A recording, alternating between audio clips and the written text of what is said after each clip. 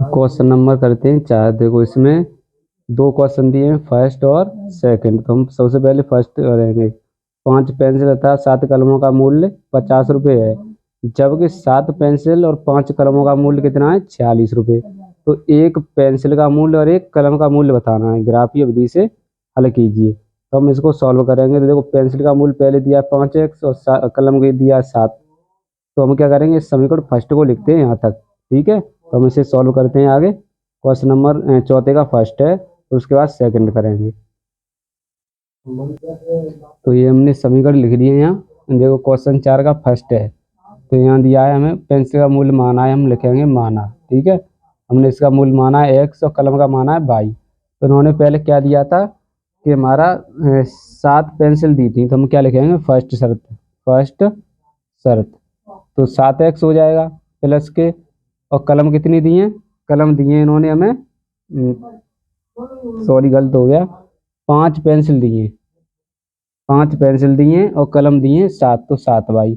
और ये टोटल कितने रुपए की आ रही थी? 50 रुपए की। तो ये समीकरण फर्स्ट हो गया।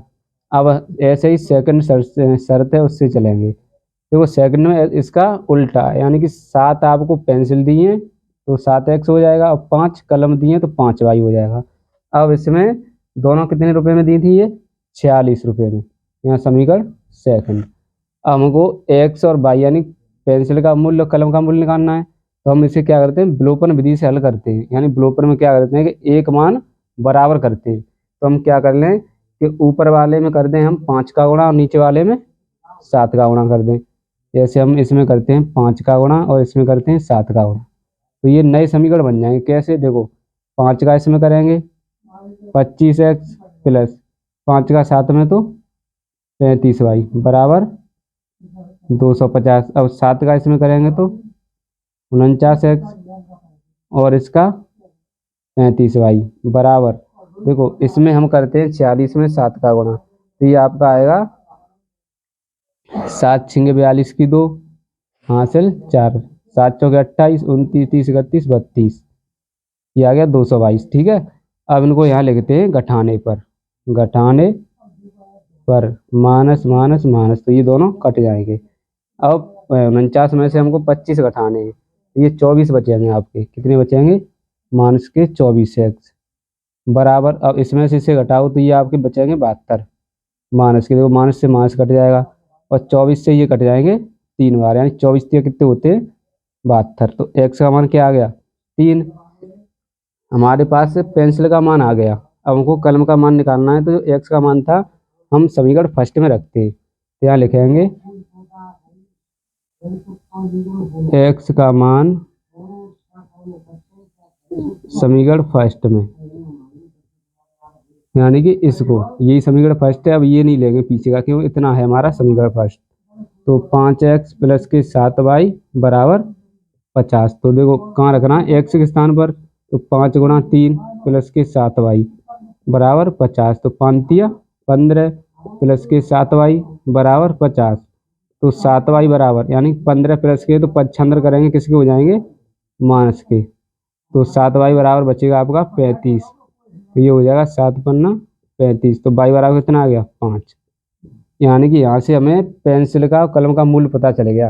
हमारी एक पेंसिल है 3 रुपये की और एक कलम है 5 रुपये की। तो ये हमारा क्वेश्चन सॉल्व हो गया। इसका ग्राफ खींचना था, जो मैंने आगे बता दिया, आप बना सकते हो। तो क्वेश्चन नंबर चौथे का ये दूसरा। इसमें क्या दिया है कि कक्षा 10 के विद्यार्थी ने एक गणित की पहली प्रतियोगिता में भाग लिया। यदि लड़कियों की संख्या लड़कों की संख्या से 4 अधिक है, तो प्रतियोगिता में भाग लिए लड़कियों और लड़कों की संख्या बताइए। यानी कि एक विद्यालय में लड़के लड़की दोनों हैं, उन्होंने क्या किया कि प्रतियोगिता में भाग लिया है। अब हमें इसमें ये बताना है कि लड़की कितनी थी उसमें और लड़के कितने थे। तो इसे हम सॉल्व करें। तो क्वेश्चन हमने 4 का दूसरा लिख लिया है। हमने माना है लड़कियों की संख्या कितनी है? x, और लड़कों की संख्या है y। अब टोटल थी उसमें x प्लस के y बराबर कितनी थी? 10, समीकरण फर्स्ट। और दूसरे में क्या था कि लड़कियों से लड़के अधिक थे। तो इसमें हम क्या करेंगे, x माइनस के y बराबर 4, x माइनस के y बराबर 4, ये समीकरण सेकंड। अब हम इनको सॉल्व करेंगे। देखो यहाँ क्या करते हैं, यहाँ लिखते हैं जोड़ने पर। जोड़ने पर, जोड़ने पर क्यों लिखा है, क्योंकि हमको यहाँ दिख रहा है कि हमारे ये दोनों मान कट जाएंगे, तो इसलिए जोड़ने पर लिख दिया। एक्स और एक्स 2x बराबर, देखो 10 और 4 14, तो 2 से ये काटेंगे 7 बार, तो x बराबर कितना आ गया 7। यानी कि लड़कियां कितनी थी, 7 लड़कियां थी। अब ऐसे ही हमको लड़कों की संख्या निकालनी है, तो x का मान समीकरण फर्स्ट में रखेंगे, तो x का मान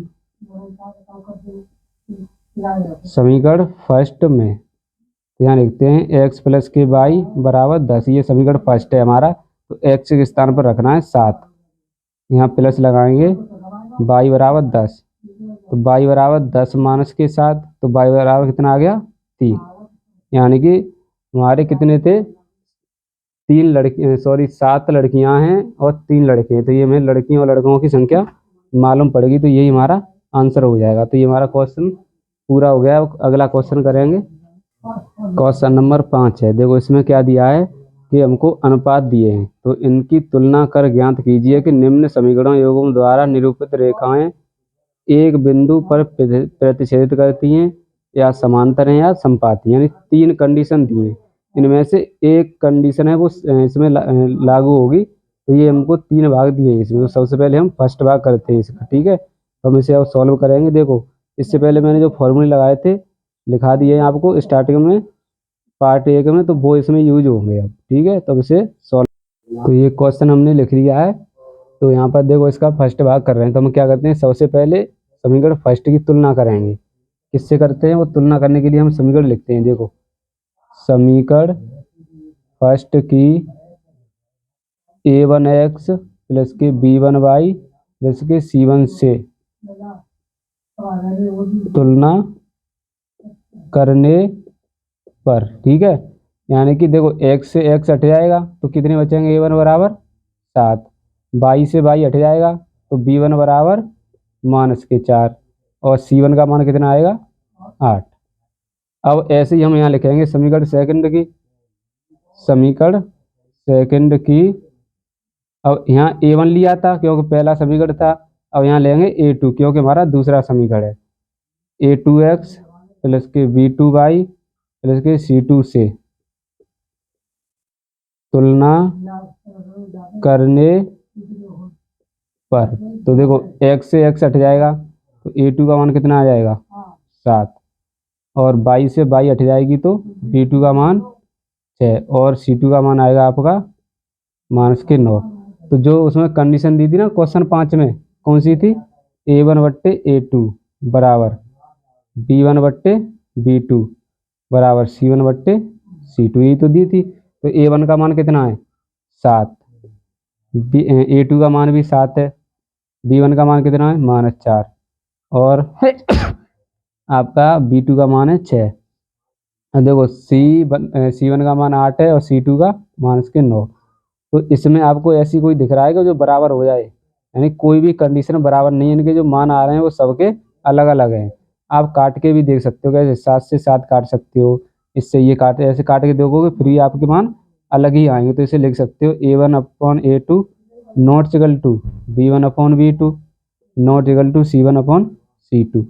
तो जब हमारी एक भी मान मिलता नहीं है तो क्या होता है, वो एक बिंदु पर प्रतिच्छेदित करता है, एक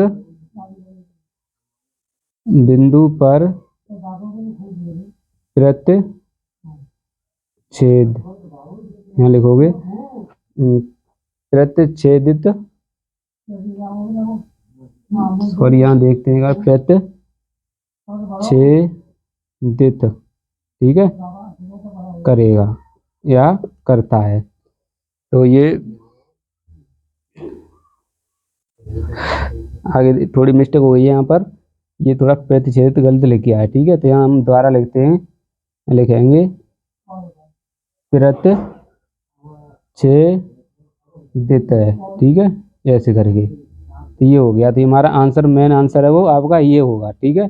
ये हमारा क्वेश्चन पूरा हो गया। अब इसका दूसरा भाग करेंगे, तो अब इसे मिटाते हैं। तो ये क्वेश्चन नंबर 5वें का दूसरा है, यहाँ लिख लिया हमने। हम क्या करेंगे, जो इससे पहले किया था उसी तरह करते हैं, यानी कि समीकरण फर्स्ट की a1x प्लस के b1y प्लस के c1 से तुलना करने पर देखो x से x कट जाएगी तो a1 का मान कितना आएगा 9, y से y कट जाएगी तो b1 का मान आएगा 3 और c1 का हो जाएगा 12। अब ऐसे ही दूसरा करते हैं। समीकरण सेकंड की a2x प्लस के b2y प्लस के c2 से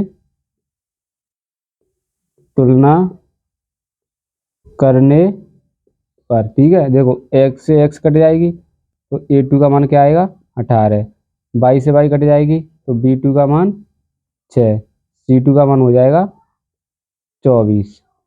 तो अब हम क्या करते हैं, इसका मान रखते हैं, यानी a1/a2 बराबर कितना है 9/18, यानी a1 का मान और a2 का रख दिया।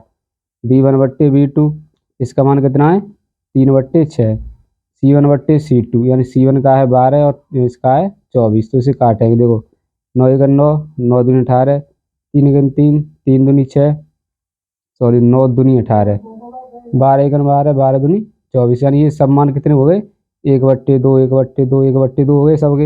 ये हो जाएगा a1/a2 बराबर b1/b2 बराबर c1/c2।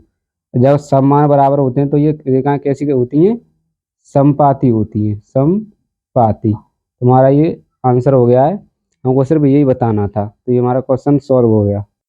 तो क्वेश्चन नंबर हमने 5 का तीसरा लिख लिया है।